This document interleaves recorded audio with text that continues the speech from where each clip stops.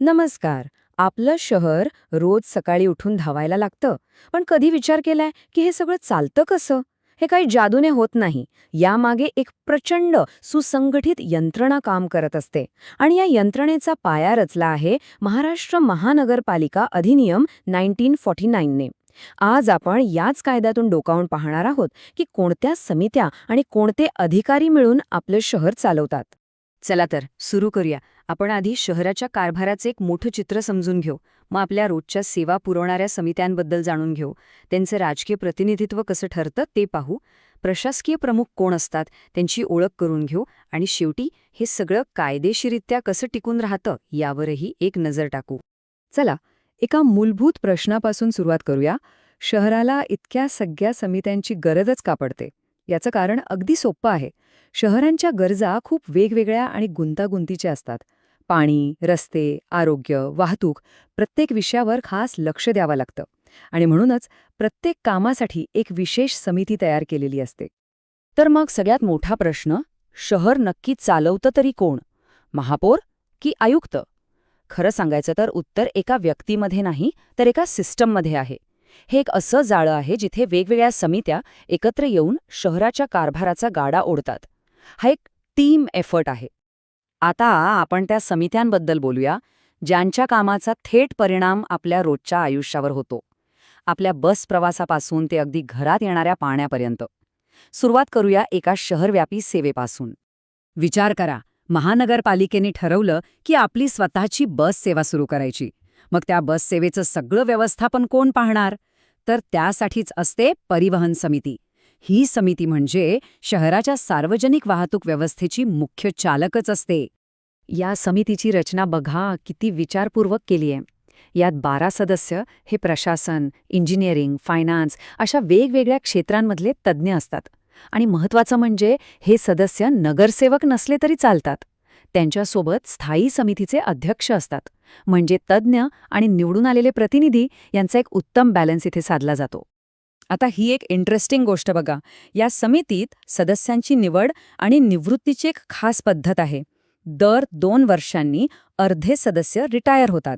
पहिल्यांदा कोणाला रिटायर करायचं हे लॉटरी काढून ठरवतात.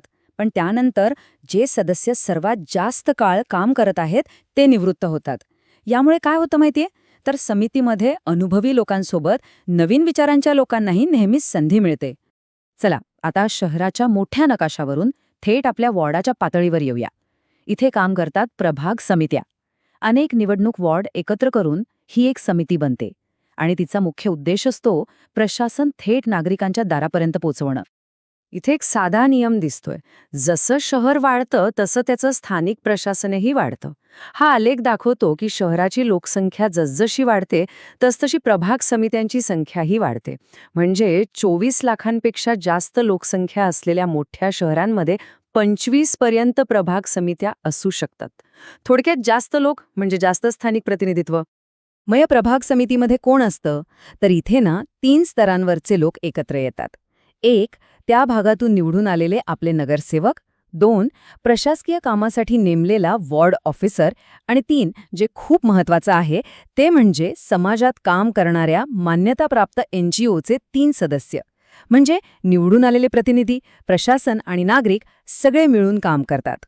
या समित्यांचं काम थेट आपल्या रोजच्या समस्यांशी जोडलेलं आहे. परिसरात पाणी येत नाहीये, कचऱ्याची गाडी वेळेवर येत नाहीये, या तक्रारींचं निवारण करणं हे त्यांचं मुख्य काम आहे. इतकंच नाही तर 5 लाखांपर्यंतच्या छोट्या मोठ्या स्थानिक कामांना मंजुरी देण्याचा अधिकारही याच समितीकडे असतो. आतापर्यंत आपण पाहिलं की सेवांसाठी समित्या कशा काम करतात. पण काही विषय असे असतात ज्यांच्याकडे विशेष लक्ष द्यावं लागतं. आता आपण त्या विशेष समित्यांबद्दल बोलूया.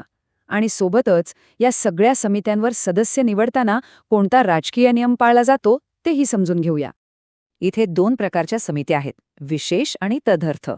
या दोन्हींमधला फरक अगदी सोपा आहे. विशेष समित्या या कायमस्वरूपी असतात, जसं की आरोग्य किंवा शिक्षण समिती. तर तदर्थ समित्या या एखाद्या विशिष्ट कामापुरत्या असतात. समजा एखाद्या घटनेची चौकशी करायची आहे तर त्यासाठी ही समिती नेमली जाते. काम झालं की समिती संपली. या कायद्यातली एक अत्यंत पुरोगामी आणि महत्त्वाची तरतूद म्हणजे प्रत्येक महानगरपालिकेला महिला व बाल कल्याण समिती स्थापन करणं बंधनकारक आहे. आणि यातली खरी ताकद या नियमात आहे की या समितीमध्ये किमान 75% सदस्य या महिला नगरसेवकच असल्या पाहिजेत. हे महिलांच्या प्रतिनिधित्वाला दिलेलं एक मोठं कायदेशीर बळ आहे. आता एक महत्वाचा प्रश्न. या समित्यांवर वेगवेगळ्या पक्षांचे सदस्य कसे निवडले जातात? तर त्यासाठी प्रमाणशीर प्रतिनिधित्व नावाचं तत्त्व वापरलं जातं. नाव थोडं क्लिष्ट वाटेल, पण कल्पना सोपी आहे.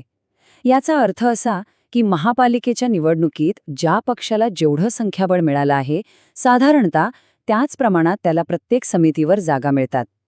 यामुळे सभागृहातल्या प्रत्येक लहान मोठ्या पक्षाला आपापल्या ताकदीनुसार प्रतिनिधित्व मिळतं. ठीक आहे. आतापर्यंत आपण निर्णय घेणाऱ्या समित्या पाहिल्या. पण हे निर्णय फक्त कागदावर राहून चालत नाहीत. ते प्रत्यक्षात जमिनीवर उतरावे लागतात. मग हे काम कोण करतं? चला, आता महानगरपालिकेच्या प्रशासकीय प्रमुखांना भेटूया. प्रशासकीय स्तरावर इथे 2 मुख्य अधिकारी आहेत. पहिले आणि सर्वात शक्तिशाली म्हणजे महानगरपालिका आयुक्त. यांची नियुक्ती थेट राज्य सरकार करतं आणि ते संपूर्ण महापालिकेचे चीफ एक्झिक्युटिव्ह ऑफिसर असतात. दुसरे आहेत परिवहन व्यवस्थापक. यांची नियुक्ती महानगरपालिका स्वतः करते आणि त्यांचं कार्यक्षेत्र फक्त परिवहन विभागापुरतं मर्यादित असतं. आणि इथे बघा सत्तेचा समतोल कसा साधलाय. महानगरपालिकेला जरी वाटलं की आयुक्तांना पदावरून हटवायचं आहे, तरी ते तितकं सोपं नाही. त्यासाठी एकूण नगरसेवकांपैकी तब्बल 5/8 म्हणजेच 5/8 इतकं मोठं बहुमत लागतं. ही अट दाखवते की आयुक्तांना राजकीय दबावापासून संरक्षण दिलं गेलं आहे, जेणेकरून ते आपलं काम निर्भीडपणे करू शकतील. आता आपण शेवटच्या आणि तितक्याच महत्त्वाच्या भागाकडे वळूया. कायद्यामध्ये अशा कोणत्या तरतुदी आहेत ज्या हे सुनिश्चित करतात की लहान-सहान तांत्रिक अडचणींमुळे शहराचा कारभार थांबणार नाही? याला आपण एक प्रकारे कायद्याचं सेफ्टी नेट म्हणू शकतो. कल्पना करा, एका समितीने महत्वाचा निर्णय घेतला, पण नंतर असं कळालं की त्या बैठकीत असलेला एक सदस्य अपात्र होता. मग काय, तो निर्णय रद्द होईल? तर नाही. कायदा म्हणतो की अशा तांत्रिक कारणांमुळे महापालिकेने घेतलेले निर्णय अवैध ठरत नाहीत. हे तत्त्व थेट कायद्याच्या शब्दातच मांडलेलं आहे. या तरतुदीचा मुख्य उद्देश हाच आहे की कामकाजात सातत्य राहावं. छोट्या मोठ्या कायदेशीर त्रुटींमुळे शहराच्या विकासाची गाडी थांबता कामा नये. आता असा विचार करा की काही कारणांमुळे एखादी महत्वाची समिती वेळेवर स्थापनच झाली नाही, तर काय? तिची कामं थांबतील का? अजिबात नाही. कायदा सांगतो की अशा वेळी त्याच समितीचे सर्व अधिकार आणि कर्तव्य थेट महापालिकेच्या सर्वसाधारण सभेला मिळतात. म्हणजे काम कोणत्याही परिस्थितीत थांबत नाही. तर या सगळ्या माहितीनंतर एक शेवटचा प्रश्न उरतो. 1949 साली म्हणजे स्वातंत्र्यानंतर लगेचच बनवलेली ही रचना आजच्या स्मार्ट सिटीच्या युगात कितपत लागू पडते? जिथे तंत्रज्ञान आणि शहरांच्या गरजा झपाट्याने बदलत आहेत, तिथे ही 70 वर्ष जुनी चौकट आजच्या आव्हानांना तोंड देण्यासाठी खरंच सक्षम आहे का? यावर विचार करायला नक्कीच हरकत नाही.